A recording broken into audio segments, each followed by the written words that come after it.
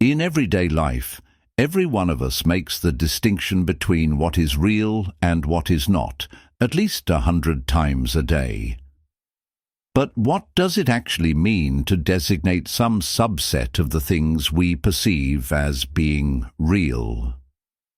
This question lies at the heart of realism, a broad philosophical position that asserts that reality exists independently of anything we might think or say about it. Whether it's the physical world, mathematical truths, or moral principles, realism holds that things have an objective existence that does not depend on human minds.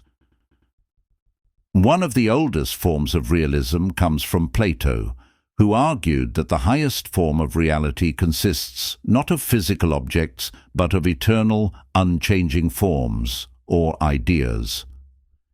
According to him, things like numbers, geometries, and even universal concepts like justice exist in an abstract realm, whether or not anyone ever thinks about them. Aristotle, by contrast, rejected the idea of a separate realm of forms, and instead held that universals only exist within particular things, making his version of realism more grounded in the physical world. Throughout history, realism has taken different forms depending on what aspect of reality is being considered.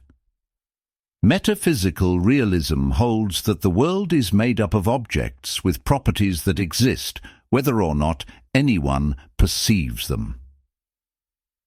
Scientific realism claims that the entities described by our best physical theories, things like electrons, quarks, and black holes, exist even if they cannot be directly observed. Mathematical realism, often associated with thinkers like Gödel and Penrose, argues that numbers and mathematical structures exist independently of human thought and are discovered rather than invented. There's even a variant called naive realism, which consists in the thought that things really are just as they appear to us to be. Due to its connection with objectivity, realism has also played a crucial role in debates about truth. Correspondence theory holds that statements are true if they accurately reflect an external reality. This view contrasts with anti-realist positions like constructivism, which argues that truth is entirely determined by the attendant social, linguistic, or conceptual frameworks. For realists, however, the objective world is primary, and our understanding of it is an attempt to describe the nature of what is already there. But realism does have its critics. Immanuel Kant famously argued that while there probably is some thing in itself, we can never directly access it or know anything about the way it really is, because we can only ever perceive it through the filter of our minds.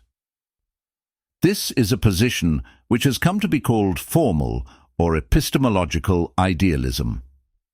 Metaphysical idealists go further, suggesting that what we call reality is simply a structured set of perceptions with no independent existence.